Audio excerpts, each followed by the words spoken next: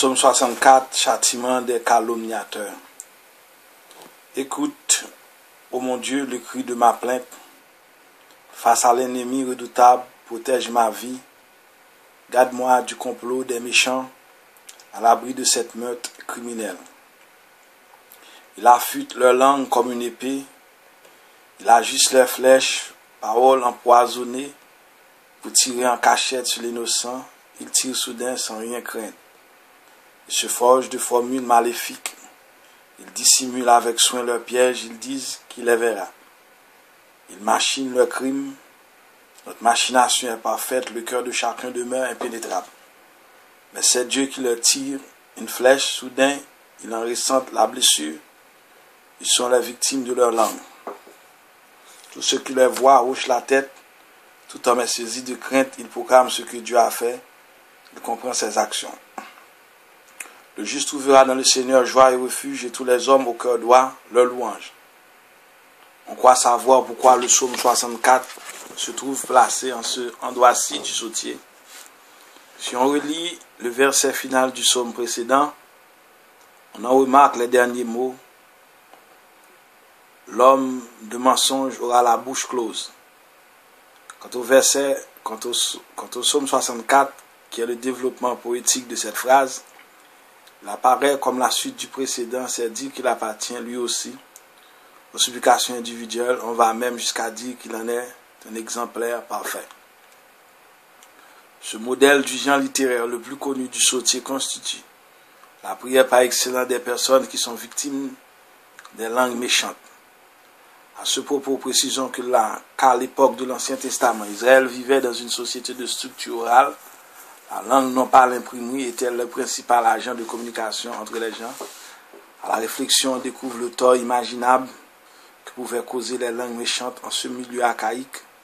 On comprend dès lors l'importance que les psalmistes accordent au péché de la langue. Il n'en faut pas plus pour que soit rendu impossible à la fixation d'une époque pour la composition du psaume 64.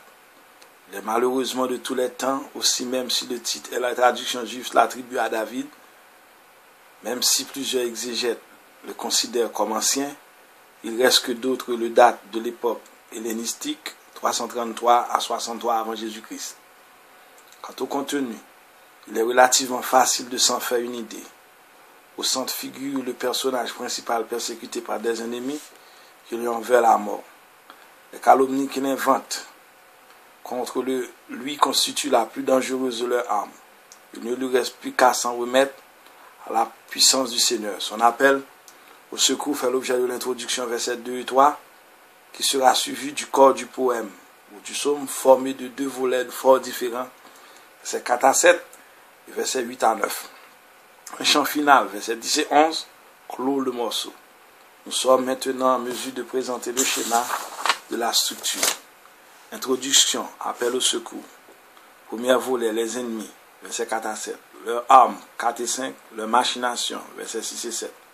Deuxième volet, 8 et 9. Dieu, ses armes, sa tactique. Chant final, versets 10 et 11. Du maître de chant, somme de David. Introduction, versets 2 et 3. Appel au secours. Le suppliant persécuté par ses ennemis qui lui en veulent la mort appelle Dieu à son secours.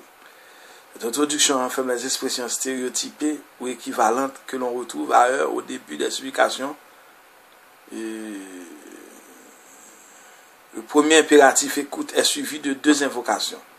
La première, protège-moi, est un appel contre un danger mortel. La seconde, garde-moi du complot des méchants, exprime le désir d'être préservé de l'assaut de ses ennemis. Premier volet, verset 4 à 7. Les ennemis marchent à l'assaut du suppliant.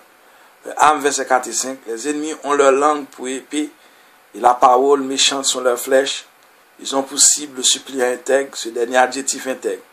Innocent en hébreu tam, T-A-M, qui s'applique à tous les héros bibliques de Noé, Genèse 6, verset 9, à Abraham, Genèse 17, verset 1er, de Jacob, Genèse 25, 27, à Job, Job 1er, provient de la racine hébraïque T-M-N, qui exprime l'idée de perfection et évoque l'image du sec d'une chose complète. Josué 10, verset 13. Intéressant aussi au verset 5b, l'expression sans rien craindre, elle désigne l'absence de toute qualité religieuse et morale le contraire de crainte de Dieu, c'est-à-dire de la foi en Dieu, de l'amour de Dieu. Les machinations, versets 6 et 7. Les nombreux problèmes que posent ces deux versets semblent insolubles vu l'état déplorable du texte. Quoi qu'il en soit, le sens général apparaît clairement: les impies continuent à transmettre toutes les machinations contre le juste et dissimulent les pièges qui lui tendent en disant au verset 6 qu'il les verra. On sait déjà qu'il ne nie pas l'existence de Dieu, mais sa providence pour eux, Dieu s'occupe par des affaires des hommes. Le psalmiste ne manque certainement pas de subtilité à la perfection, TMN. Du juste, verset 5, s'oppose maintenant à la perfection, la machination des impies, verset 7. C'est précisément cela que consiste le mystère du mal, de la liberté que signale la dernière réflexion saventiale. Le cœur de chacun demeure impénétrable. Deuxième volet, versets 8 et 9. Dieu appelle au secours, lancé par le suppliant innocent. Dieu entre en scène. 16 armes, verset 8. Aux flèches empoisonnées, les calomniateurs s'opposent les flèches inexorables du Dieu archer que nous avons déjà rencontré au verset 3 du psaume 38. Outre qu'elles ne manquent jamais leur but, elles causent des blessures cuisantes. Cette tactique, verset 9. Dans la lutte qu'il mène en faveur du juste, Dieu fait tomber les calomniateurs dans leur propre piège et comble de déshonneur à la question sarcastique qu'il posait: qui les verra? Tous les passants constatant maintenant leur honteuse défaite hochent la tête en les voyant. Chant final, verset 10 et 11. À la plainte de l'introduction, verset 2 et 3, succède maintenant le chant de joie du juste accompagné de l'assemblée tout entière. Cette exultation générale s'exprime au moyen de trois verbes.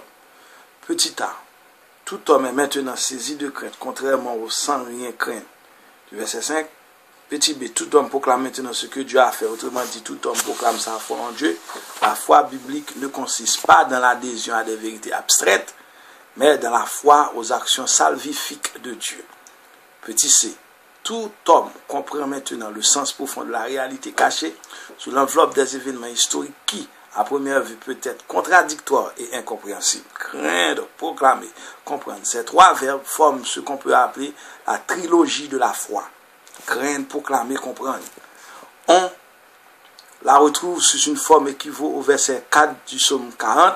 Voir, craindre, croire également dans la réaction du centurion et de ces hommes témoins de la mort de Jésus. En Matthieu 27, verset 54, ils voient, ils craignent, ils croient.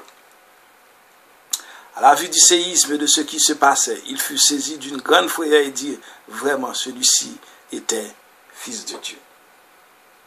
Quant au dernier verset de notre psaume 64, il exprime lui aussi une réaction. Il s'agit de la réaction joyeuse du psalmiste qui croit au triomphe de Dieu sur ses ennemis, verset 11. Merci, à très bientôt pour le psaume 65.